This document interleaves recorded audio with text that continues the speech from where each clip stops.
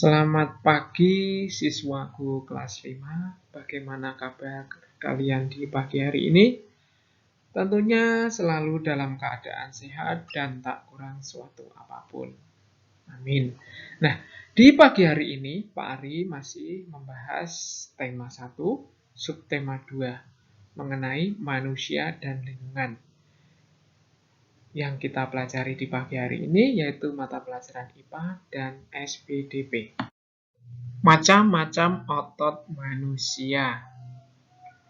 Otot manusia memiliki peranan penting dalam setiap gerak manusia. Otot merupakan organ gerak aktif manusia dan hewan. Otot adalah jaringan yang ada di dalam tubuh manusia, berupa alat gerak aktif yang menggerakkan tulang sehingga menyebabkan suatu organisme atau individu dapat bergerak. Otot bekerja dengan cara berkontraksi atau mengencang dan berrelaksasi atau mengendur.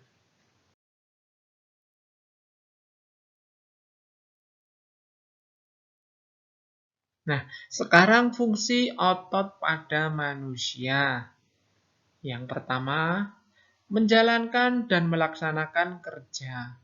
Contohnya, berjalan, mengangkat suatu benda atau beban, dan memegang. Yang kedua, menggerakkan jantung. Kemudian yang ketiga, mengalirkan darah yang terdiri atas zat-zat yaitu nutrisi, oksigen, dan lain-lain. Macam-macam otot manusia. Yang pertama, otot polos. Ya, otot polos.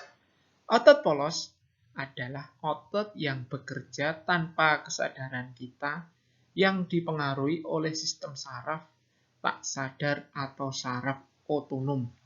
Otot polos dibentuk oleh sel-sel yang berbentuk gelondong di mana kedua ujungnya runcing dan mempunyai satu inti sel. Nah, kalian bisa lihat gambar di samping. Nah, itu gambar pencernaan manusia. Nah, itu contoh dari otot polos.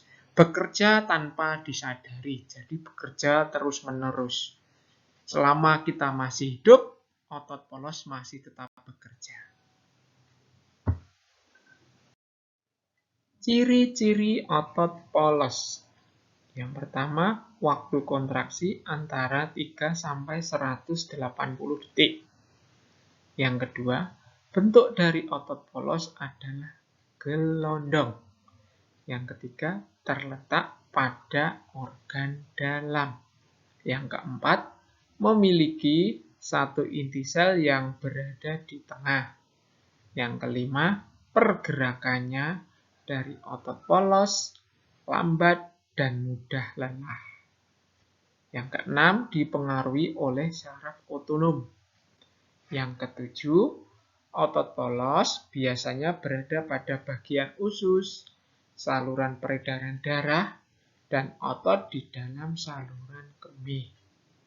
Yang terakhir, tidak diperintah oleh otak atau tidak dipengaruhi oleh otak.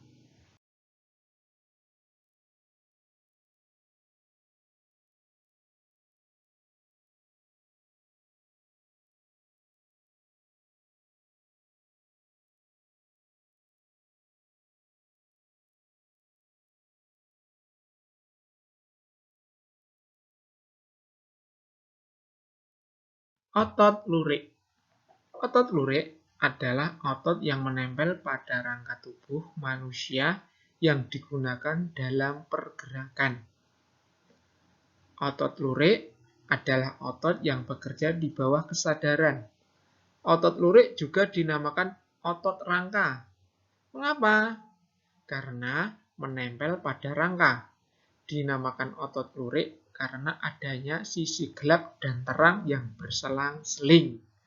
Nah, kalian bisa lihat gambar otot lurik. Gambarnya di samping itu gambar otot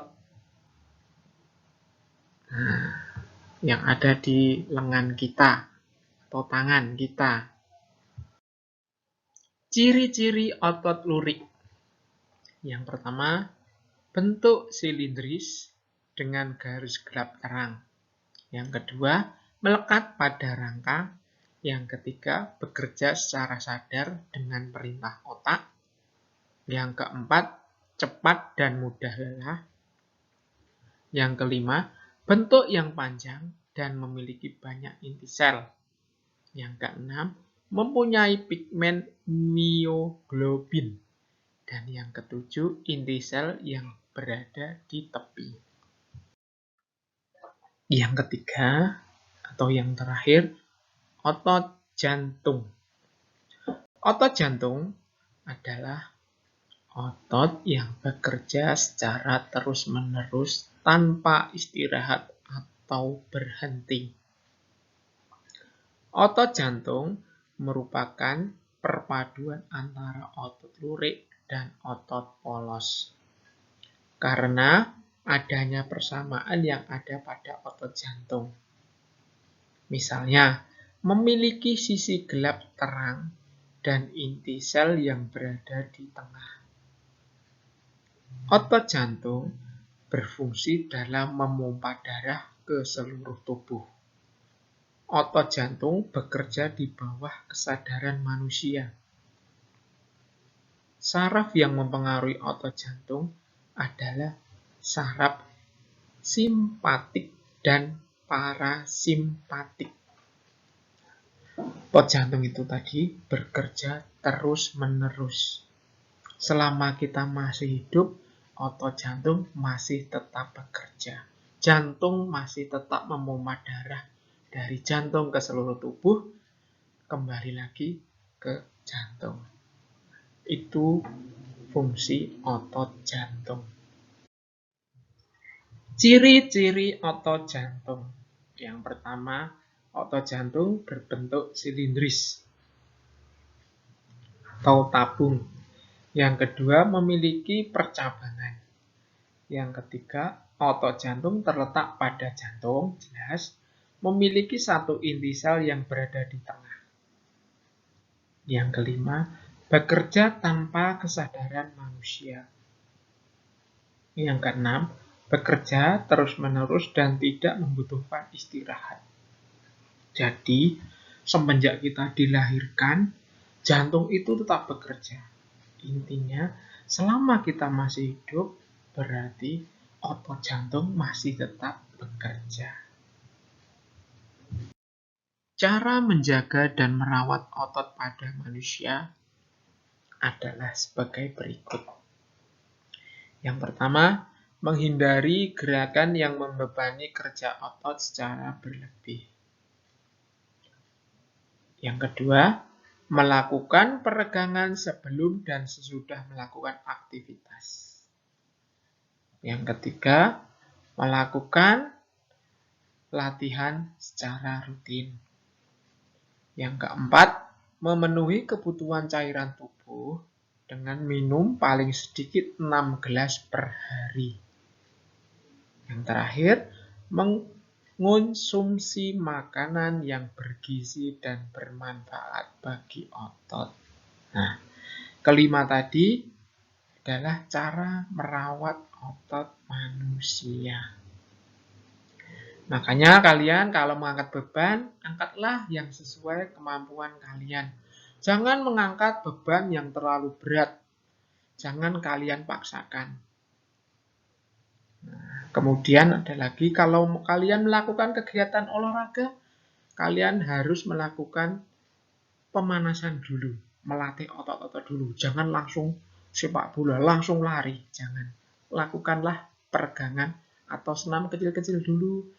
Jalan di tempat bisa, atau lari-lari kecil bisa. Ya, itu salah satu cara untuk menghindarkan cedera otot. Kemudian kita bahas lagi mapel yang kedua, yaitu SPDB, mengenai cover atau sampul buku. Pada saat membaca buku, sebenarnya isi dari sebuah buku sudah dapat kita terka atau kita prediksikan sebelumnya dengan melihat sampul atau cover buku tersebut. Karena Memang sampul cover buku merupakan bagian buku yang berupa gambar ilustrasi yang bisa mewakili isi buku. Cover atau sampul buku merupakan cerminan dari keseluruhan isi buku. Cover atau sampul merupakan bagian terluar dari buku yang terdiri atas dua sisi, yakni depan dan belakang. Kedua sisi ini saling mendukung dan melengkapi serta menguatkan isi dari buku. Cover yang baik adalah yang bisa mempengaruhi dan menarik minat orang untuk membaca isi buku secara keseluruhan. Untuk itu, maka sebuah cover harus memenuhi unsur-unsur berikut. Yang pertama, terdapat judul dengan pemilihan jenis huruf yang menarik dan mencolok. Yang kedua, terdapat kalimat penjelas judul yang singkat dan mudah dipahami. Yang ketiga, terdapat nama penulis. Yang keempat, terdapat identitas penerbit. Yang kelima, menyertakan gambar yang menarik. Keenam, terdapat sinopsis isi buku pada sisi belakang. Kemudian yang terakhir, terdapat identitas buku pada punggung buku. Kreasi membuat cover buku. Yang pertama, cover dengan latar berwarna putih dan tulisan sederhana. Kalian bisa perhatikan gambar di samping. Itu adalah contoh cover buku. Pada jenis ini tidak ada gambar yang memenuhi halaman. Bahkan terkadang hanya berisi judul, nama pengarang, dan nama penerbit. Dengan demikian, yang nampak dominan adalah warna putih dan ruang kosong. Ruang kosong semacam ini dimaksudkan sebagai ruang yang lega agar mata tidak sak terpenuhi oleh gambar. Kemudian yang B, contoh cover, penuh warna dan gambar. Nah, kalian bisa perhatikan di gambar kanan pojok bawah itu.